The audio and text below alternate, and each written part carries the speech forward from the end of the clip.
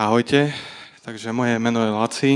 Tiež som dneska tu nechcel stať, ale niekto je silnejší, ktorý je vo mne, ako ten, čo je vo svete. Takže ja začnem s svojím ťahákom. Ján 6.11. Ježiš vzal chleby, dobrorečil a rozdával sediacim. Podobne aj z rýb toľko, koľko chceli. Začal som to pretože asi pred 2 týždňami sme boli s manželkou a so spoločenstvom s ľuďmi v Ostrave, kde som bol súčasťou školy slova, ktorú robil Fabián Blaškevič. A to bolo vlastne také posledné stretnutie v tej škole. A v sobotu, kedy sa to uskutočnilo, tak zaznelo tam aj presne toto slovo. A poznám ten príbeh, mnohí, asi všetci ho tu napoznáme, o čom to je, ale tam zazneli presne tie slová, ktoré sú na konci. Toľko, koľko chceli. A to boli slová, ktoré sa ma tak dotkli v srdci, že som bol až úžasnutý o tom, že koľko chceli. Tí ľudia tam niektorí museli podľa mňa vytrhávať apoštolom tie chleby, ryby, koľko chceli. To nebolo len o tom, že každý si zobral po jednej rybke a jednom chlebe. Koľko chceli.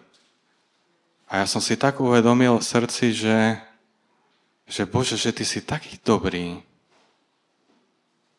A v tom momente prišla otázka, koľko toho chceš? A ja som si tak uvedomil, že nerozumiem, že ešte raz, koľko toho chceš? A viete, som si uvedomil v tej chvíli, že nemám to tak usporiadané v srdci, ako som si myslel, že to mám usporiadané v srdci, že viem, koľko toho chcem a viem, čo chcem. Proste Boh, Otec, On chce to pomenovanie priamo od teba. On vie presne, koľko čo chceš a čo chceš. Ale On to potrebuje od teba počuť. A v tej chvíli som nevedel dať tú odpoveď. Tak prišiel večer, druhý deň ráno, my sme s Maťkou ostali v Ostrave v hoteli a ten hotel má wellness, veľmi dobrý, potom vám poviem, že kde to je.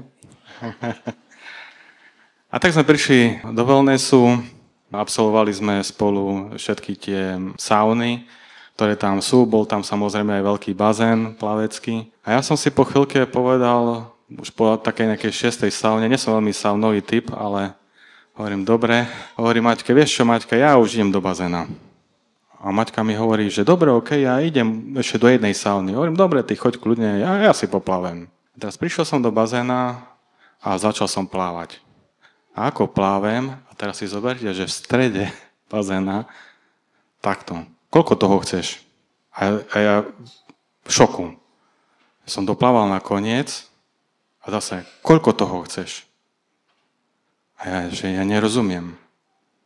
A taká veta, otoč sa. A ja som sa otočil, nikde nikto, prázdny bazén. A zrazu len v hlave, kvôli tebe som nechal ten bazén prázdny. Boli tam ľudia, ktorí chodili dookola a nikto do toho bazéna nevstúpil. A ja hovorím, že kvôli mne? Áno, kvôli tebe. Tak mi už povedz, čo chceš a koľko chceš. A hovorím, že ja neviem. Chceš, aby tí ľudia teraz odišli? Ja kvôli tebe to robím aj kvôli tvojej manželke. A hovorím, nie, pane, však oni si prišli oddychnúť, nechaj ich tu, však ako si zaplatili, majú to. Dobre, tak už len mi povedz, koľko toho chceš.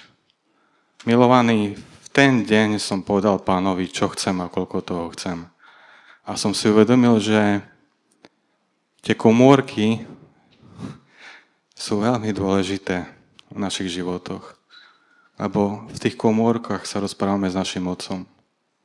V tých komórkach riešime problémy s Duchom Svätým. V tých komórkach nás Ježiš Kristus vyučuje. Ale je to stále ten istý Boh, o ktorom rozprávame. A tak nebojte sa, vás pozbudzujem. Skúmajte svoje srdce a hovorte, čo chcete a koľko chcete Pánovi. A On vám to dá. Na Jeho slavu vám to dá. Aby bolo slavené Jeho meno Ježiš. Amen.